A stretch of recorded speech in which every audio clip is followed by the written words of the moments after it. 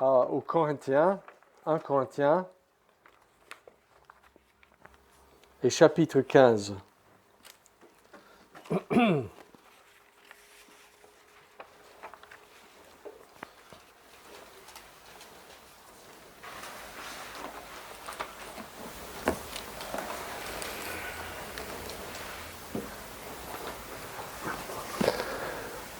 Aucun sujet n'est plus important que la résurrection de Jésus et notre résurrection en lui. Aucun.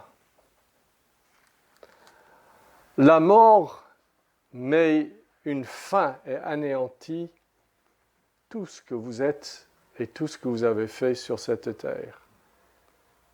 Si la mort a le mot final, vanité de vanité, tout est vanité. J'ai reçu la nouvelle dans la semaine qu'un de mes cousins qui était soldat dans la guerre de Vietnam est en train de mourir.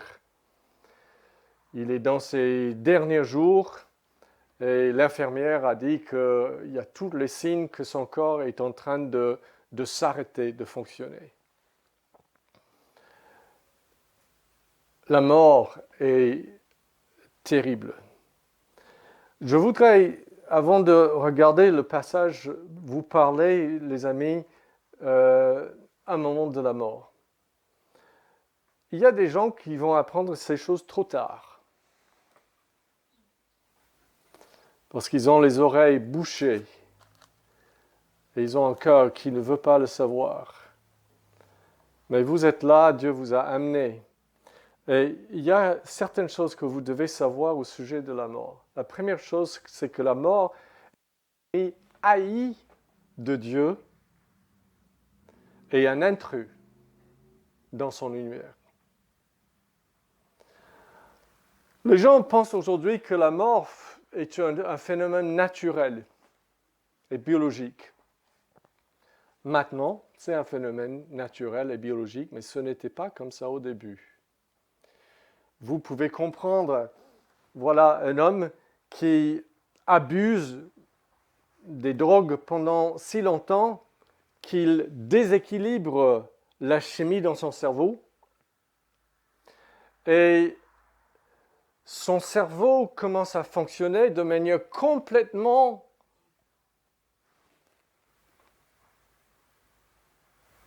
aнаturelle, contre la nature. Il devient schizophrène ou autre chose. Et pendant des années, peut-être des décennies, il est comme ça. Et peut-être en le voyant, vous allez dire, c'est un phénomène naturel. Ce n'est pas naturel, c'est un intrus. Son cerveau n'était pas fait pour fonctionner comme ça. Et nous, l'homme n'a pas été fait pour mourir. La mort est une réalité terrible, horrible. Si vous l'avez vu en face, vous le savez. Je me souviens du jour où je regardais le corps de mon papa dans son cercueil, la nuit avant les obsèques. Ce corps d'un papa bien-aimé, mais sans vie. Vraiment, quand je voyais ce corps, je me disais, la mort est horrible, horrible. La mort détruit la vie que Dieu donne aux hommes. La mort sépare, n'est-ce pas, ce que Dieu a fait pour être unis. Donc la mort est un intrus. La Bible dit ceci, le dernier ennemi qui sera détruit, c'est la mort. La mort est un ennemi de Dieu. Comptez là-dessus.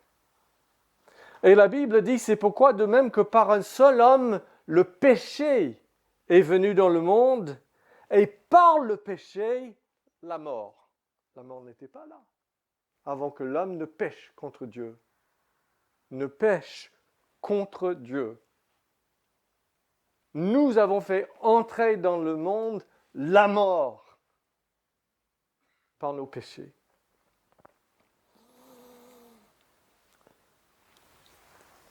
Deuxièmement, la mort, c'est le salaire de nos péchés. C'est le salaire de nos péchés. C'est ce que méritent nos péchés. Je ne vous dis pas que pour vous, vous pensez mériter la mort. Ce n'est pas à vous. Ce n'est pas au criminel de déterminer s'il mérite une sentence. Dans aucun tribunal, ça ne va pas arriver comme ça. Quand le criminel arrive, il pense qu'il ne mérite pas ce qu'on va lui donner. Et le Dieu de l'univers, seul, est habilité à savoir ce dont vous méritez par vos péchés. Et Dieu dit que l'homme qui pêche mourra.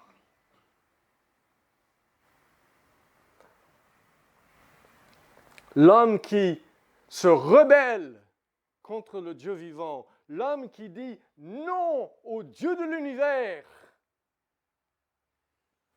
et qui le dit de quelque façon que ce soit.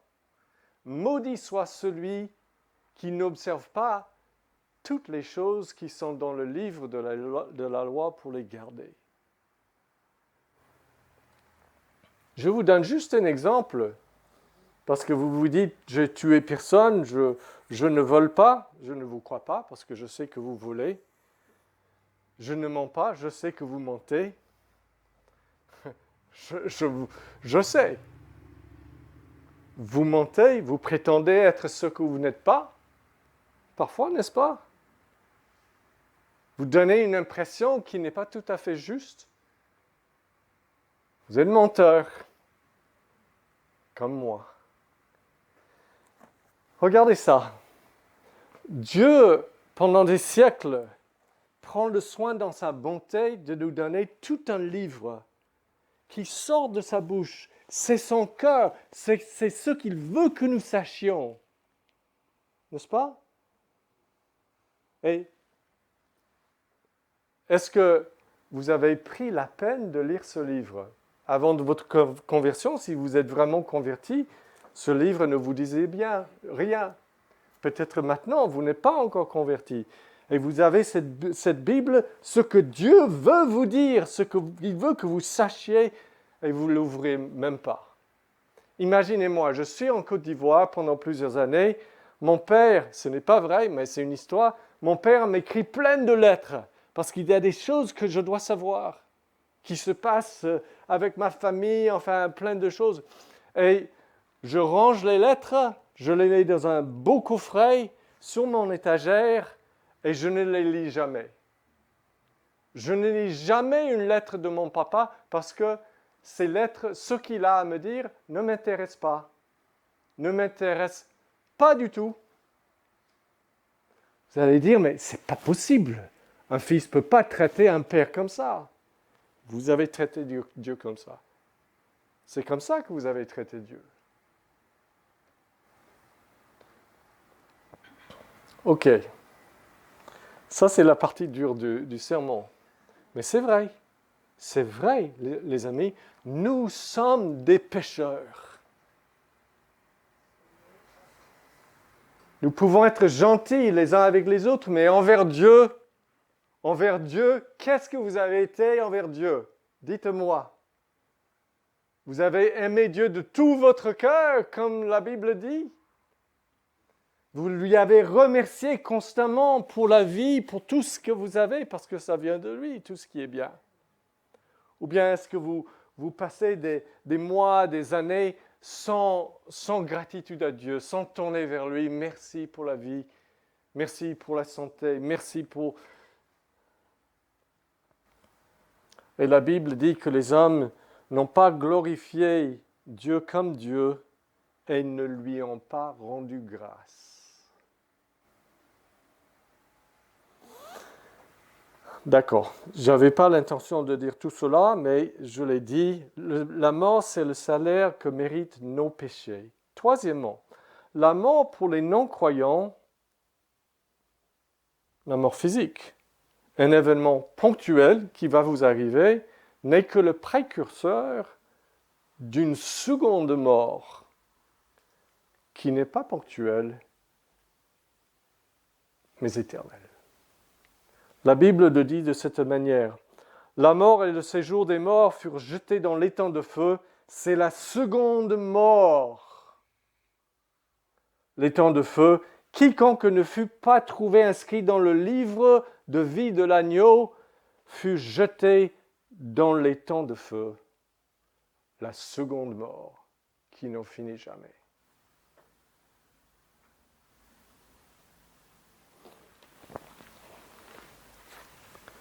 Pour les croyants, la mort a été dépouillée de son pouvoir par la mort de Jésus. Vous allez me dire, la mort a été vaincue par la mort? Comment est-ce que la mort peut être vaincue par la mort? Mais vous le savez bien. Parfois on dit, on lutte contre le feu avec le feu. Je vais vous donner un exemple. Comment le feu peut vous délivrer du feu. Il y a un incendie terrible qui englobe votre voisinage et commence à venir vers votre maison. C'est trop tard, vous ne pouvez pas y échapper. C'est en train de tuer, c'est trop fort, c'est trop chaud. Le vent souffle trop fort et attise le feu. Que pouvez-vous faire? Et puis, vous regardez, à quelques centaines de mètres, vous vous rappelez que il y a 2 ou 3 mois, il y a eu une petite incendie qui a vraiment ravagé la colline à côté et tout un endroit à côté et l'a complètement brûlé. Le salut est là, dans cette parcelle déjà brûlée. Vous y allez rapidement et vous vous mettez au milieu de cet hectare brûlé. Et le feu ne peut pas venir brûler parce que ça a été déjà brûlé. Sauvé d'un feu par le feu, Jésus-Christ est mort pour les péchés. La colère de Dieu contre les péchés, il a déjà subi. Il ne peut pas être, il est ressuscité, il a satisfait la justice. Et si vous allez vous retrouver en lui, il est le terrain brûlé. Il est déjà mort pour le péché. Si vous êtes en lui, vous êtes sauvés de la colère de Dieu. Un jour, si vous êtes chrétien, cinquièmement et dernier point d'introduction, et puis nous allons regarder le passage, ça ne prendra pas longtemps. Un jour, si vous êtes chrétien, vous serez complètement délivré de la mort physique et spirituelle. Complètement. Même dans le corps. Écoutez ceci. Paul dit, Dieu nous ramènera aussi par Jésus et avec lui. Voici en effet ce que nous déclarons d'après une parole du Seigneur. Nous les vivants, restés pour l'avènement du Seigneur, parce qu'il y aura des chrétiens vivants lorsque Jésus reviendra. Nous ne dévancerons pas ceux qui se sont endormis. C'est sa manière de parler des chrétiens morts, des chrétiens décédés dans les cimetières. Nous ne dévancerons pas ceux qui se sont endormis, car le Seigneur lui-même a un signal donné à la voix d'un archange, au son de la trompette de Dieu, descendra du ciel, et les morts en Christ ressusciteront en premier lieu. Ensuite, nous, les vivants qui sont restés, nous serons enlevés ensemble avec eux dans les nuées, à la rencontre du Seigneur dans les airs, et ainsi nous serons toujours avec le Seigneur.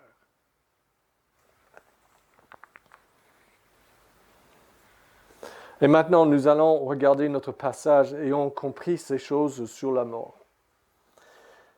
Et qu'est-ce que nous allons voir aujourd'hui? Tout simplement, et c'est vraiment très différent, je n'ai jamais prêché comme ça un jour de Pâques, je vais surtout vous parler du corps de la résurrection que vous aurez, et vous allez voir pourquoi je veux vous en parler. OK? Donc, nous commençons à lire dans les versets 35 à 36, 1 Corinthiens, chapitre 15, 35 et 36. Est-ce que vous vous êtes jamais demandé à quoi ressemblerait votre corps à la résurrection? Eh bien, Paul va nous expliquer parfaitement la réponse à cette question.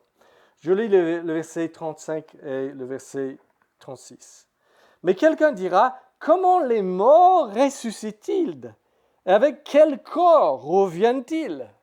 C'est bien notre question. Parce qu'il faut que vous compreniez qu'il y a des gens qui doutaient, qui ne pensaient pas que les morts puissent ressusciter dans l'église de Corinthe. Ils disaient, c'est pas possible. Et Paul dit, insensé, ce que tu sèmes ne reprend pas la vie s'il ne meurt. Donc, qu'est-ce qu'il est en train de dire? Il est en train de dire que Dieu a mis une image de la résurrection même dans le monde physique. Ce que tu sèmes, les semailles, les grains, ça ne produit jamais une plante, où que ce soit dans le monde, à moins que ça meure dans la terre, et ça ressuscite. Chaque année, nous voyons la résurrection. Tout est mort dans les champs. Et qu'est-ce qui se passe? Il y a une résurrection. Il y a une nouvelle naissance. Et Dieu a mis ça partout dans le monde pour que nous voyions de quoi il s'agit la résurrection. Nous allons plus loin. Nous lisons donc les versets 37 à 38. Et ce que tu sèmes, ce n'est pas le corps à venir, c'est un simple grain de blé peut-être ou de quelque autre semence. Puis Dieu lui donne un corps comme il le veut, et à chaque semence, il donne un corps qui lui est propre. Qu'est-ce qu'il est en train de nous dire? Il est en train de dire que même dans le monde physique, une résurrection sous-entend un changement de corps. Vous plantez une semence de blé, le corps de ce grain, son corps, parce qu'il a un corps physique, est petit, c'est brun, vous voyez de quoi il s'agit. Mais quand ça meurt dans la terre, ça se désagrège et tout dans la terre, qu'est-ce qui se passe? Il y a un nouveau corps qui se lève. Ça, c'est une plante de blé, mais le corps de la plante ne ressemble pas du tout au corps du grain, n'est-ce pas? Quand il y a une résurrection, il y a un nouveau corps, n'est-ce pas? Et quand vous plantez un grain de peuplier ou de platane, le corps qui se lève après est très différent que le corps de la plante du blé. Dieu donne un corps différent à chaque grain. Ok, nous continuons. Nous lisons ensuite dans les versets 39 à 41. Toute chair n'est pas la même chair, mais autre est celle des hommes, autre la chair des animaux, autre la chair des oiseaux, autre celle des poissons. Il y a aussi des corps célestes, donc des étoiles, et des corps terrestres, comme les planètes. Mais autre est l'éclat des corps célestes, autre est celui des corps terrestres. Autre est l'éclat du soleil, autre est l'éclat de la lune, autre est l'éclat des étoiles. Même une étoile diffère en éclat d'une autre étoile. Qu'est-ce qu'il veut nous dire? Il veut nous dire que quand Dieu donne ce nouveau corps à quelque chose, quand Dieu donne un corps à quoi que ce soit dans le monde physique, le corps qu'il donne dépend de l'environnement où la chose doit vivre et le but que la chose doit accomplir. Par exemple, pourquoi est-ce que vous n'avez pas un corps comme un poisson? Parce que vous ne vivez pas dans l'eau. Le corps du poisson correspond à son environnement. Pourquoi est-ce que vous n'avez pas d'ailes et de plumes? Parce que vous n'êtes pas fait pour vivre dans les airs et pour voler. Le corps que vous avez correspond à l'environnement, écoutez bien, ça va devenir très important, à l'environnement à laquelle vous êtes destiné et à la sorte de vie que vous vivez. Et donc, nous voyons qu'il y a toutes sortes de corps. Une planète est différente qu'une étoile, parce qu'une étoile est destinée à briller et à donner de la chaleur. N'est-ce pas? Donc, il a un corps différent. Ok, nous continuons. Versets 42 jusqu'à 44. Ainsi en est-il de la résurrection des morts? Tout ce qu'il vient de nous dire. Il parle de notre corps maintenant. Semi-corruptible. Au début, vous avez quelle sorte de corps? Corruptible sur la terre. On ressuscite incorruptible. Impossible d'avoir une maladie, de se dégrader dans son corps, de s'affaiblir. Semi-méprisable. On ressuscite glorieux. Vous vous rappelez de Daniel, quand il a vu un ange, il est tombé par terre, il a dit « Je n'avais plus de force, juste à voir son corps glorieux. » Alors vous aurez encore plus glorieux que les anges, nous dit la Bible. Ensuite, s'aimer plein de faiblesses. Ça, on le comprend, surtout quand on prend de l'âge. On ressuscite plein de force. Savez-vous que dans la vie de résurrection, vous ne dormirez jamais? Parce que l'Apocalypse nous dit que Jean a vu dans la Nouvelle Jérusalem, il n'y a pas de nuit. Il n'y a pas de nuit. Vous aurez vraiment un corps plein de force qui n'a aucun besoin de dormir. Ensuite, il dit au verset 44, « Semez corps naturel, on ressuscite corps spirituel. » Ne comprenez pas mal cela. Ça ne veut pas dire que ici-bas on a un corps physique et là-bas on a un corps qui n'est pas matériel ou physique. Quand il dit un corps spirituel, ça veut dire rempli, imprégné du Saint-Esprit. Mais c'est bien un corps physique, parce que Jésus dit, touchez-moi et voyez. Il dit, vous avez du poisson, donnez-moi. Et il a mangé devant eux. Il a dit, un fantôme n'a ni os ni chair comme vous voyez que j'ai.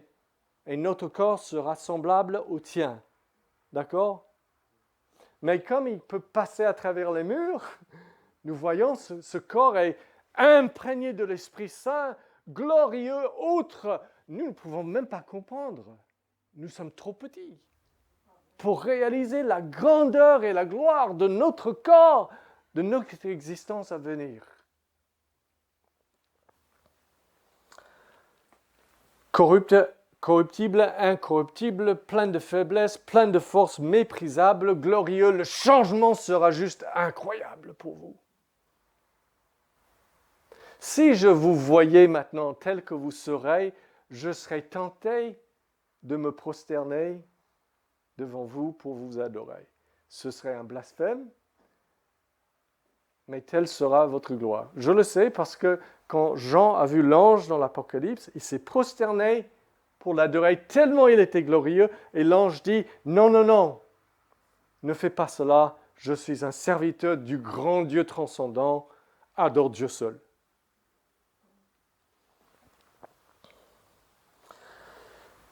Et maintenant, je vais vous lire les versets 45 et 49. C'est la prochaine section. Pour gagner du temps, je ne vous lis pas tout.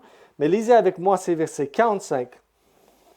C'est pourquoi il est écrit, le premier homme, Adam, devint un être vivant, le dernier Adam, Jésus, est devenu un esprit vivifiant. Verset 49. Et de même que nous avons porté l'image du terrestre, du premier Adam, nous porterons aussi l'image du céleste, du dernier Adam.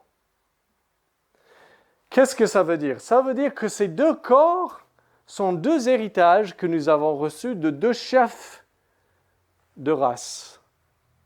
Nous sommes descendus d'Adam, le pécheur. Nous avons hérité de son corps corruptible. Mais un jour, nous allons hériter du corps glorieux du vainqueur, le vivant, le sauveur, le Seigneur des seigneurs, celui qui a anéanti le dernier ennemi. Et maintenant, j'arrive à la fin de mon message. Et donc, le verset 50, « Ce que je dis, frères, c'est que la chair et le sang, cette physicalité faible que nous avons maintenant, ne peuvent hériter du royaume de Dieu. Et que la corruption que nous avons ne peut pas hériter l'incorruptibilité. » Qu'est-ce qu'il veut dire? Supposons qu'un acteur ou un athlète reçoit la nouvelle qu'il va être honoré et donc il est invité à un grand événement. Enfin, à un événement. Il ne sait pas lequel encore. Il sait simplement qu'il est invité à cet événement et qu'il doit s'y rendre. Mais il veut savoir est-ce que c'est un grand truc ou pas. Je suis invité où? Il y a une question qu'il peut poser qui va répondre à cette question. Comment est-ce que je dois m'habiller? N'est-ce pas? Dès que je sais comment m'habiller, je saurai si c'est un grand truc ou pas. Vous allez être incroyablement habillé parce que vous êtes invité à un grand truc qui s'appelle la rédemption, le salut, l'amour de Dieu, l'adoption comme fils. Dans un sens, votre corps glorieux vous montre combien vous êtes pardonné, justifié, accepté, adopté, exalté par Jésus seul et ce qu'il a fait. Rien de ce que vous avez fait, chers amis. C'est lui qui partage avec vous ce qu'il a gagné par sa croix. Tout est immérité. Nous y arrivons comme simples pécheurs. Mais ce corps glorieux, tellement magnifique, c'est parce que le corps que nous avons doit correspondre à l'environnement où nous vivons et le but pour lequel nous allons vivre. Et comme nous serons les fils de Dieu qui vont régner à tout jamais par la grâce incroyable de Christ, régner avec Christ sur l'univers, il faut que nous soyons bien habillés. La vie de résurrection que nous venons de décrire, qui nous étonne, n'est-ce pas? Ça nous montre qui est Dieu. Quand je regarde ce bas monde qui se corrompt, où la mort est partout, la maladie qui est cassée, brisée, ça pourrait me dire un faux message sur Dieu, si je ne savais pas l'Évangile, n'est-ce pas? C'est Dieu qui a fait ce monde. Non, pas comme tel qu'il est. C'est l'intrus qui a détraqué ce monde. Si tu veux savoir qui est Dieu, regarde là-haut. Regarde cette vie de résurrection. Regarde ce que nous serons. Regarde ce à quoi il vous destine. Et là, vous allez savoir combien est immense l'amour immérité de Dieu.